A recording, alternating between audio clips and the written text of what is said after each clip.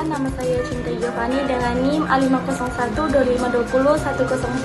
Saya dari kelas A Bimbingan dan Konseling dengan dosen pengampu Ibu Dian Fitriani, SPD, MPD. Saya di sini akan menjelaskan teori belajar humanistik dan kognitivistik untuk memenuhi tugas mata kuliah bimbingan dan konseling belajar. Berikut materi saya. Apa itu teori humanistik? Jadi, teori humanistik adalah pendekatan psikologi yang melihat manusia sebagai makhluk baik secara alami yang punya potensi untuk berkembang dan punya kebebasan untuk memilih jalan hidup. Jadi intinya manusia tidak dikendalikan sepenuhnya oleh lingkungan atau masa lalu, tapi bisa menentukan masa depannya sendiri. Kemudian konsep utama teori humanistik yang pertama ada aktualisasi diri yang diperkenalkan oleh Abraham Maslow. Artinya proses menjadi versi terbaik dari diri sendiri. Misalnya orang yang suka menggambar bisa jadi seniman, orang yang suka menolong bisa jadi relawan atau dokter. Kemudian hierarki kebutuhan Maslow. Maslow membagi kebutuhan manusia menjadi 5 tingkat. Yang pertama fisiologis, keamanan, sosial, penghargaan, dan aktualisasi diri. Kebutuhan bawah harus terpenuhi dulu sebelum naik ke atas. Kemudian ada konsep diri atau self yang dikembangkan oleh Carl Rogers. Self adalah cara kita melihat diri sendiri, terdiri dari diri nyata dan diri yang diinginkan. Kalau keduanya selaras bisa sehat, tapi kalau jauh berbeda kita bisa stres atau tidak percaya diri. Kemudian ada unconditional positive regard, masih dari Charles Rogers, artinya menerima seseorang tanpa syarat. Contohnya, guru tetap menghargai murid walau nilainya jelek, dan orang tua tetap menyayangi anaknya walaupun gagal. Tokoh utamanya ada Abraham Maslow dan Carl Rogers.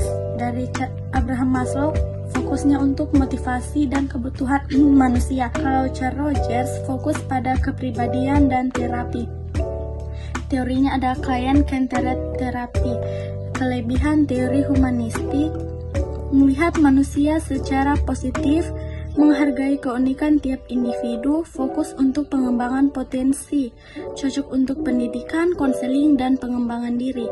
Jadi teori ini memanusiakan manusia. Di balik kelebihan itu, teori ini juga punya kelemahan, yaitu terlalu idealistis yang menganggap semua orang itu baik, sulit diuji secara ilmiah karena subjektif, dan kurang menjelaskan gangguan mental berat, pengaruh genetik biologis.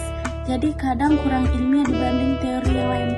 Terus implikasi atau penerapannya dalam pendidikan, yang pertama itu guru adalah fasilitator bukan penguasa. Jadi siswa harus aktif belajar, fokus pada minat dan bakat. Misalnya diskusi, bukan hanya mendengarkan guru menceramah saja.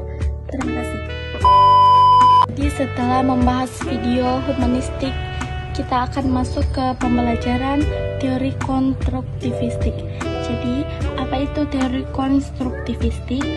Teori konstruktivistik adalah pandangan bahwa pengetahuan tidak diberikan begitu saja, tapi dibangun sendiri oleh individu melalui pengalaman. Yang artinya, siswa tidak hanya menerima informasi, tapi aktif memahami, mengolah, dan membentuk pengetahuan sendiri. Kemudian konsep utama konstruktivistik, yang pertama belajar aktif. Siswa harus berpikir, bertanya, mencoba, bukan cuma mendengar ceramah. Kemudian membangun pengetahuan. Pengetahuan dibentuk dari pengalaman, interaksi dengan lingkungan, dan diskusi dengan orang lain. Contohnya, anak belajar api itu panas, setelah menyentuh maka terjadi pengalaman langsung. Kemudian ada skema atau struktur pengetahuan dalam otak. Misalnya, anak tahu burung bisa terbang, kemudian ketemu kelelawar dan bingung, maka skema itu diperbaiki. Kemudian asimilasi dan akomodasi. Dari Jean Piaget, asimilasi informasi baru masuk ke pengetahuan lama. Akomodasi mengubah pengetahuan lama agar sesuai info baru. Ini proses utama belajar. Kemudian zona perkembangan maksimal atau ZPD dari Les Vygotsky. CPT adalah jarak antara apa yang bisa dilakukan sendiri dan apa yang tidak bisa dilakukan dengan bantuan. Misalnya, siswa bisa soal mudah sendiri, kemudian soal sulit butuh guru atau teman.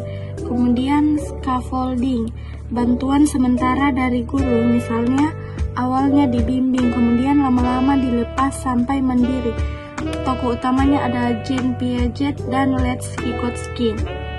Kemudian kelebihan konstruktivistik adalah siswa jadi aktif dan kritis, belajar lebih bermakna, meningkatkan pemahaman, bukan hafalan, mengembangkan kreativitas problem solving. Kemudian kelemahannya butuh waktu lebih lama. Tidak semua siswa bisa langsung mandiri. Guru harus lebih kreatif dan siap, bisa jadi materi tidak tersampaikan atau semua jika tidak terkontrol. Kemudian implikasinya dalam dunia pendidikan, yaitu pembelajaran berbasis diskusi, problem solving, dan project. Contohnya bukan cuma ceramah, tapi eksperimen, kerja kelompok. Sekian, terima kasih.